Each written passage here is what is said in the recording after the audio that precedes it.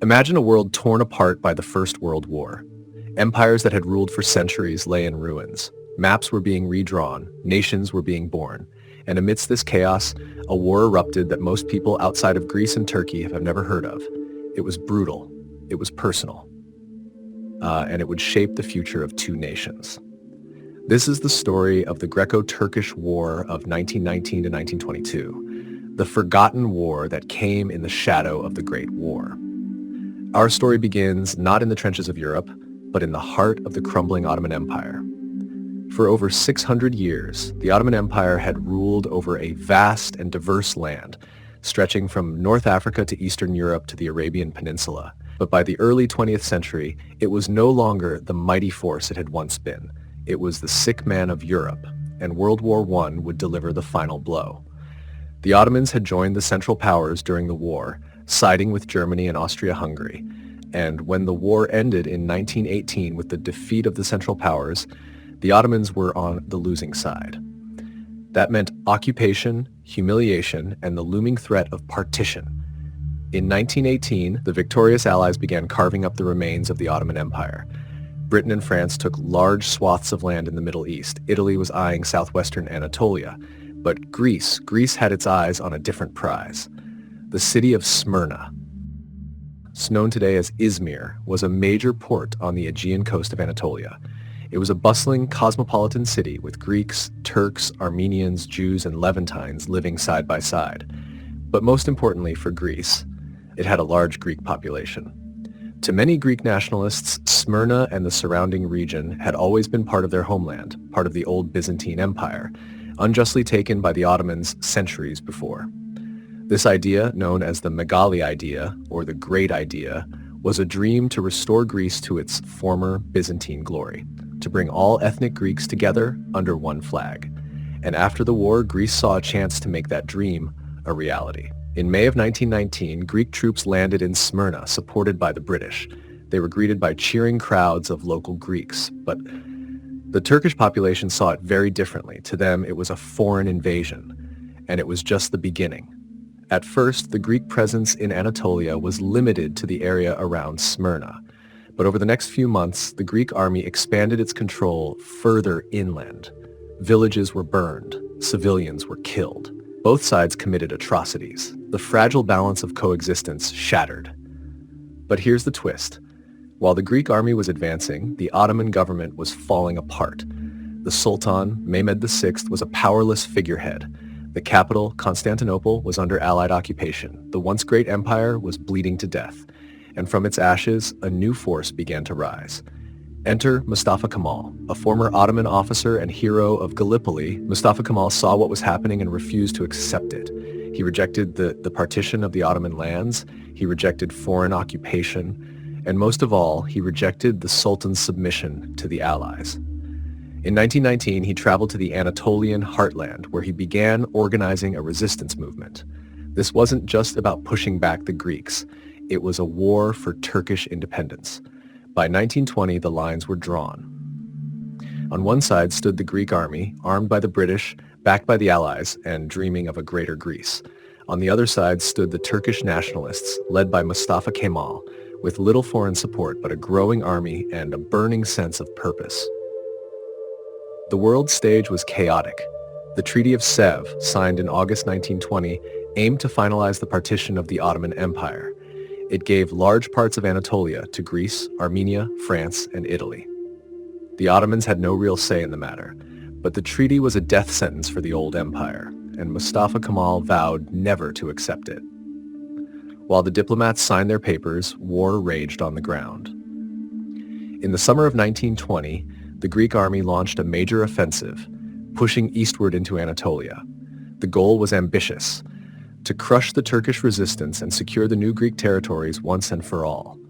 The Greeks advanced quickly, capturing city after city. For a while, it seemed as if the Megali idea might become reality. But the deeper the Greeks moved into Anatolia, the more difficult things became. The land was vast, the roads were poor, and the Turkish nationalists were not giving up. Guerrilla attacks, sabotage, and fierce local resistance began to wear down the Greek forces. Supply lines were stretched, morale was tested, And then a political earthquake shook the Greek campaign. In October 1920, King Alexander of Greece died unexpectedly after being bitten by a pet monkey. Yes, a monkey.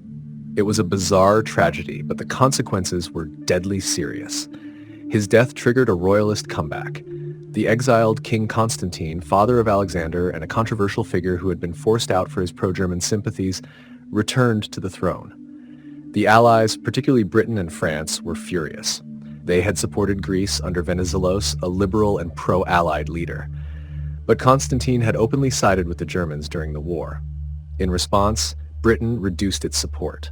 France and Italy began drifting away from the Greek cause. Greece suddenly found itself alone. Still, the Greek army pushed forward. In the summer of 1921, they launched another major offensive. Their target was Ankara, the stronghold of the Turkish nationalist movement. It was a bold move. If Ankara fell, the war might end, but it was a gamble. The Greeks advanced through brutal terrain under scorching summer heat. They fought a series of hard battles, culminating in the Battle of Sakarya in August 1921.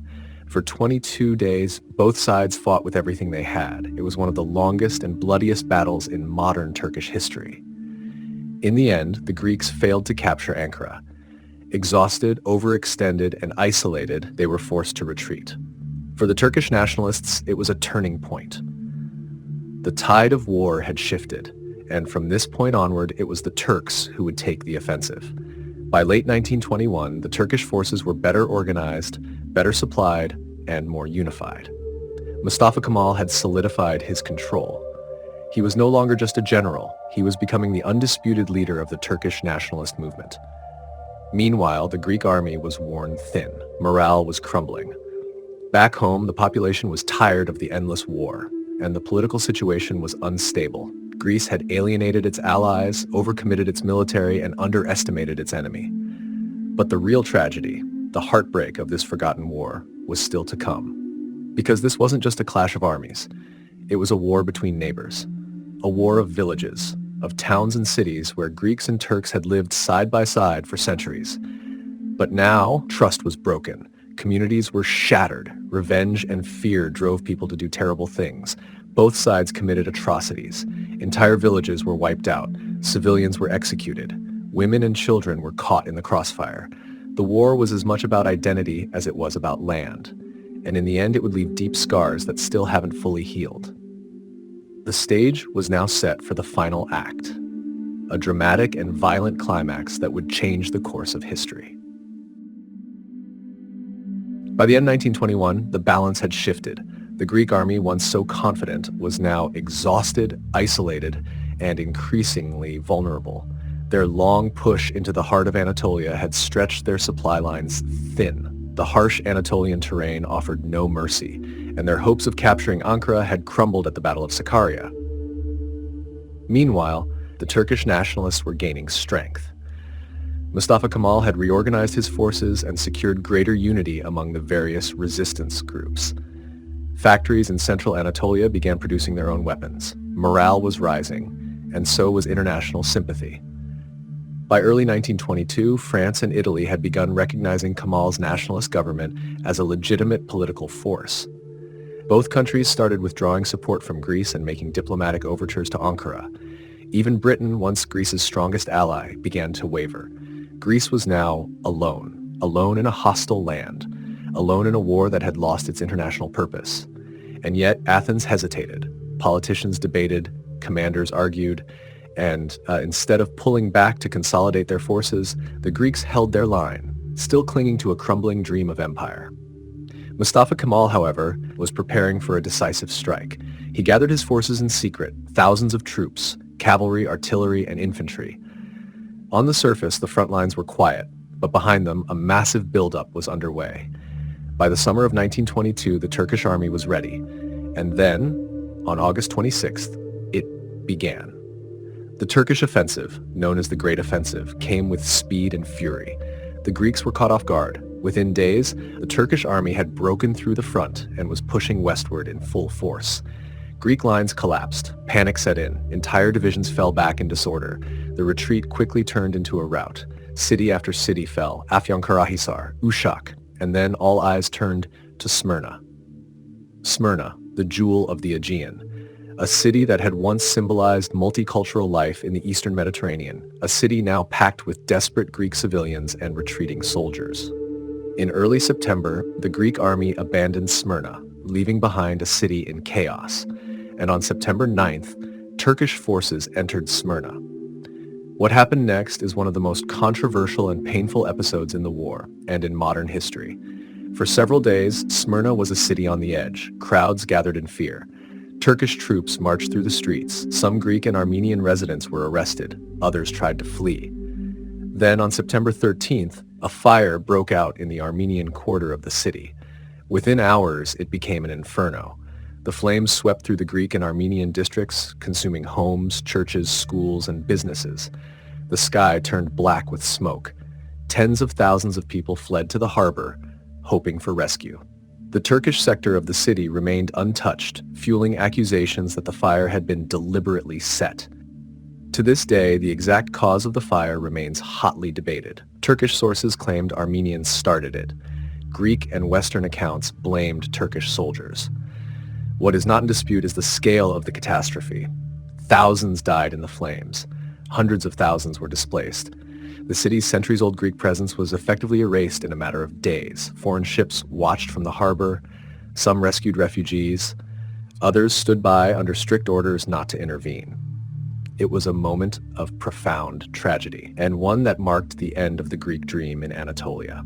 Back in Greece, the news of the defeat and the horror of Smyrna caused shock and outrage. The government collapsed. Protests erupted. Military officers staged a revolt. King Constantine was forced to abdicate again. The Greek army, humiliated and broken, limped back across the Aegean. The war was over and a new reality was setting in. In July of 1923, the Treaty of Lausanne was signed. Unlike the earlier Treaty of Sèvres, which had aimed to divide the Ottoman Empire, Lausanne reflected the new power on the ground. The Turkish nationalists had won. The old empire was gone, but Turkey, a new sovereign republic, had emerged in its place.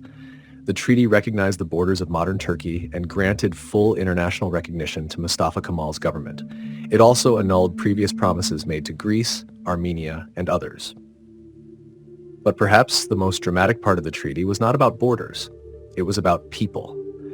As part of the peace agreement, Greece and Turkey agreed to a compulsory population exchange. Over 1.2 million Greek Orthodox Christians were forced to leave Turkey. In exchange, nearly 500,000 Muslims were forced to leave Greece. Families were uprooted, homes abandoned, lives shattered. People who had lived for generations in mixed communities suddenly became foreigners overnight.